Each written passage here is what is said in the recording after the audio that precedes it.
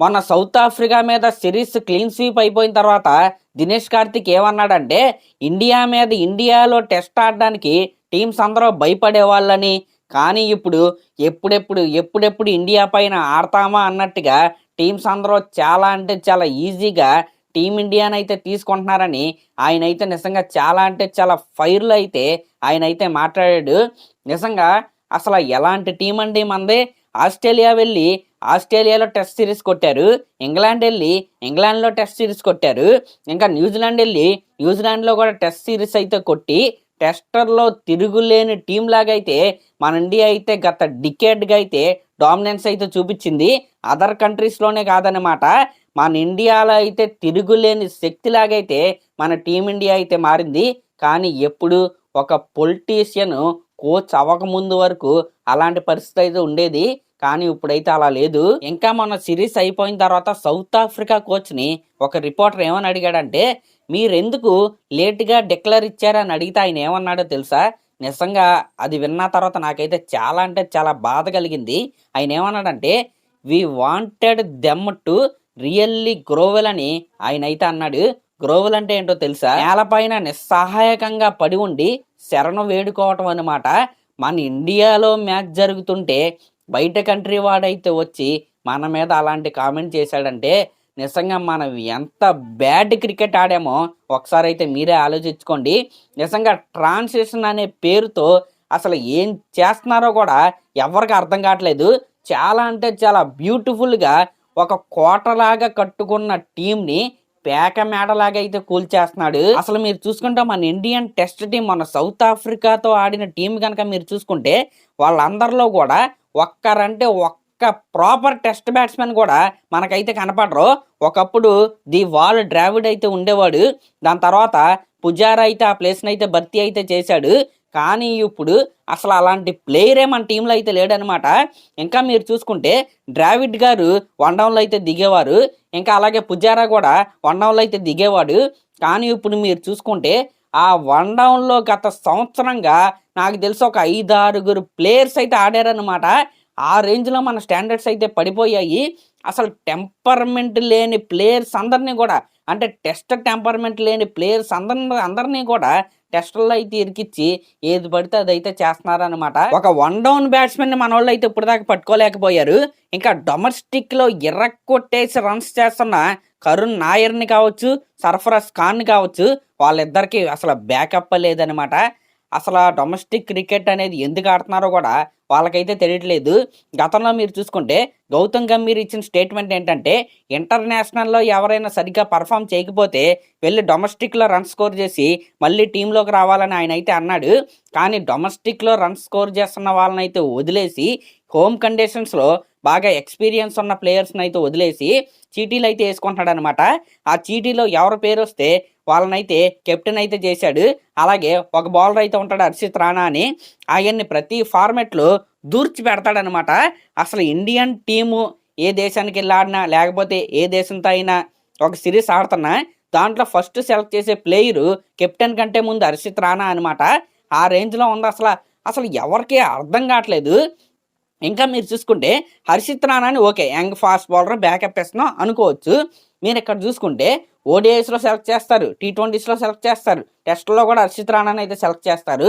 మహమ్మద్ షమీ తెలుసు కదా, ఆయన పేరు తెలియనివాడు ఎవడో ఉండడు అనమాట.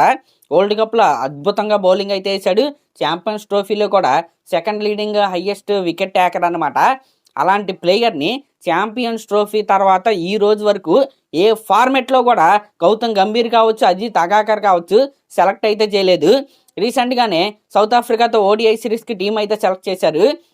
గతంలో మీరు చూసుకుంటే నేను కనుక కోచ్ అయితే సంజు శాంసన్ని ఖచ్చితంగా సెలెక్ట్ చేస్తానని గౌతమ్ గంభీర్ అయితే అప్పట్లో స్టేట్మెంట్ అయితే ఇచ్చాడు.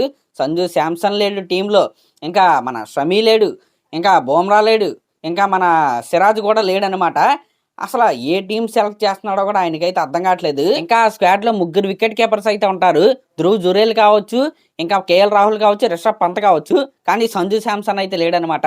కానీ ఈయన గారు కోచ్ అవ్వకముందు అయితే సంజు శాంసన్ నేనైతే బ్యాక్ చేస్తాను, ఫస్ట్ సంజు శాంసన్ సెలెక్ట్ చేస్తాను అన్నట్లుగా అప్పట్లో స్టేట్మెంట్స్ అయితే ఇచ్చాడు. ఇంకా ఇంకొక వరస్ట్ డిసిషన్ అయితే వీళ్ళైతే తీసుకున్నారు అజిత్ అగాకర్ అలాగే గౌతమ్ గంభీర్ గారు. అదేంటంటే అక్షర్ పటేల్ని అయితే టీంలో నుంచి అయితే తీసేశారండి. T20 వరల్డ్ కప్ గెలవటంలో కీలకమైన ప్లేయర్ అక్షర్ పటేల్, అలాగే ఛాంపియన్స్ ట్రోఫీ గెలవటంలో కూడా కీలకమైన ప్లేయర్ అక్షర్ పటేల్ అనమాట. అలాంటి ప్లేయర్ని బ్యాకప్ చేయకుండా రవీంద్ర జడేజాని అయితే టీంలోకి అయితే తెచ్చారు, ఓకే. కానీ ధ్రువ్ జురేల్ బదులు అక్షర్ పటేల్ని అయితే పెట్టుకోవచ్చు కదా. ఆల్రెడీ రిషబ్ పంత్ ఉన్నాడు, కేఎల్ రాహుల్ ఉన్నాడు కదా, ఇంకొక మూడో కీపర్ దేనికి? అసలు అసలు దాంట్లో సెన్స్ అయితే నాకైతే అసలు ఏం అనిపించట్లేదన్నమాట. అక్షర్ పటేల్ ఒక క్వాలిటీ ఆల్రౌండర్, అలాంటి ప్లేయర్ని బ్యాకప్ చేస్తే కొన్ని సంవత్సరాలు మనకి సర్వీసెస్ అయితే అందిస్తారు. అసలు ఏం చేస్తున్నారు ఏంటో అసలు ఎవరికి అర్థం కావట్లేదు. ఈ సిరీస్లో ఉన్న ప్లేయర్స్ నెక్స్ట్ సిరీస్లో అయితే కనపడరు. అసలు జైస్వాల్ కనుక మీరు చూసుకుంటే ఐపీఎల్లో ఆయన స్ట్రైక్ రేట్ కనుక మీరు చూసుకుంటే, లేకపోతే T20లో ఇంటర్నేషనల్ ఆడిన దాంట్లో ఆయన స్ట్రైక్ రేట్ కనుక మీరు చూసుకుంటే, అలాంటి ప్లేయర్ని బౌలర్ల పైన విరుచుకుపడే ప్లేయర్ని ఓన్లీ టెస్ట్కే పరిమితం చేశారు చూసారా. అక్కడే ఆ మాస్టర్ క్రికెటింగ్ బ్రెయిన్ ఏంటో అసలు ఎవరికి అర్థం కావట్లేదు. కేవలం గిల్లు ప్లేస్ని ఓడిఐస్లో T20లో సిమెంట్ వేసి అక్కడ పాతి పెట్టడానికే జైస్వాల్ లాంటి ప్లేయర్కి అయితే ఈ రోజున మన దేశంలో అన్యాయం అయితే జరుగుతుంది. ఈ హీరో వర్షిప్ ఉండకూడదు, అది ఉండకూడదు, ఇది ఉండకూడదని ఈయనైతే సూత్రాలు అయితే చెప్తాడు. కానీ ఈయన మాత్రం గిల్లు అలాగే హర్షిత్ రాణాని అయితే బాగా వర్షిప్ అయితే చేస్తాడనమాట. అసలు ఇది ఎక్కడ వర్షిప్నెస్, అసలు ఎవరికి ఎన్నిసార్లు కొట్టుకున్నా ఎవరికి అర్థం కావట్లేదు. ఇదేదో నేనేదో పెద్ద క్రికెటర్ అని ఇవన్నీ మాట్లాడతలేదు. దేశం అంటే సీనియర్ క్రికెటర్స్ మన కృష్ణమాచారి శ్రీకాంత్ కావచ్చు, లేకపోతే సుబ్రహ్మణ్యం బద్రీనాథ్ కావచ్చు, దినేష్ కార్తిక్ కావచ్చు, ఇర్ఫాన్ పఠాన్ కావచ్చు, వీళ్ళందరూ ప్రతి ఒక్కరూ కూడా మన టీమిండియాని కావచ్చు, టీమిండియన్ మేనేజ్మెంట్ని కావచ్చు, ప్రతి ఒక్కరూ కూడా ఏకిపారేస్తున్నారు. అసలు మీరు చూసుకుంటే మన రోహిత్ శర్మ, విరాట్ కోహ్లీ అసలు వాళ్ళు ఓడిఐస్లో కంటిన్యూ అవుతున్నారు. T20లో రిటైర్మెంట్ ఇచ్చి యంగ్ ప్లేయర్స్కి అయితే అవకాశం అయితే ఇచ్చారు. అది పక్కన పెడితే అసలు టెస్టుల్లో వాళ్ళకి అసలు ప్లానే లేదనమాట. టెస్టుల్లో నుంచి రిటైర్మెంట్ ఇచ్చే ప్లానింగే వాళ్ళకైతే లేదు. ఇంకా రోహిత్ శర్మ అయితే ఇంకా వెయిట్ కూడా తగ్గి ఇంగ్లాండ్ సిరీస్కి ముందు ఆయన అయితే చాలా ఫిట్గా అసలు నేను రెడీగా ఉన్నాను అన్నట్టుగా ఆయన అయితే ఉన్నాడు. సడన్గా వాళ్ళిద్దరి చేత రిటైర్మెంట్ అయితే ఇప్పించేశాడు. అసలు ఇది ఎక్కడే అన్యాయమో ఎవరికి అర్థం కావట్లేదు. ట్రాన్స్లేషన్ అనేది ఉన్న వాళ్ళందరినీ ఒకేసారి తోసేసి మీ చీటీలు వేసుకుని కొత్త ప్లేయర్స్ని వేసేసి అలా ఆడేమంటే అలా ఆడలేరు. ఖచ్చితంగా సీనియర్ ప్లేయర్స్ ఉన్నప్పుడే మిగతా టీం ట్రాన్స్లేషన్ అంతా జరగాలి. ఫర్ ఎగ్జాంపుల్ 2011లో ఉన్న టీము 2013 ఛాంపియన్స్ ట్రోఫీలో ఉండదు. ధోని ట్రాన్స్లేషన్ అయితే చేశాడు. కానీ 2011లో కప్పు కొట్టాం, 2013లో కప్పు కొట్టాం, తర్వాత కప్పు కొట్టకపోయినా మన డామినెన్స్ అనేది అలాగే కంటిన్యూ అవుతూ ఉంది. At the same time team translation కూడా జరిగిందనమాట. ట్రాన్స్లేషన్ అంటే అంత స్మూత్గా అలా జరగాలి తప్ప ఇలా నీకంటే ఎక్కువ పేరు ఉందని కోహ్లీని, రోహిత్ శర్మని వీళ్ళందరినీ తీసేసి అంతా నా పేరే వినపడాలనుకుంటే ఇప్పుడు బాగా వినపడుతుంది కదా. నిన్న ప్రెస్ కాన్ఫరెన్స్ అంటే మ్యాచ్ అయిన తర్వాత మాట్లాడతారు కదా, కాన్ఫరెన్స్ అయితే ఉంటుంది. అక్కడ క్రౌడ్ కనుక మీరు చూసుకుంటే గౌతమ్ గంభీర్ డౌన్ అని వాళ్ళైతే ఓపెన్గా అరుస్తున్నారు అనమాట. మరి అది ప్రతి ఒక్కరికి మినిమం అంటే కామన్ సెన్స్ ఉన్న ప్రతి ఒక్కరికి కూడా అసలు ఎంత కామన్ సెన్స్ లేకుండా ఇండియన్ టీంని సెలెక్ట్ చేస్తున్నారో ప్రతి ఒక్కరికి అర్థమవుతుంది. ఆ రేంజ్లో అయితే ఉందన్నమాట. ఇప్పుడు ఇదంతా నేను మాట్లాడింది బాత్తోనే నేనైతే మాట్లాడుతున్నాను. ఎందుకంటే డామినెన్స్ 2011 వరల్డ్ కప్ కొట్టిన దగ్గర నుంచి కూడా మన టీమిండియా అనేది సెమీఫైనల్ ఓడిపోవచ్చు, ఫైనల్లో ఓడిపోవచ్చు, ఏదైనా అవ్వచ్చు.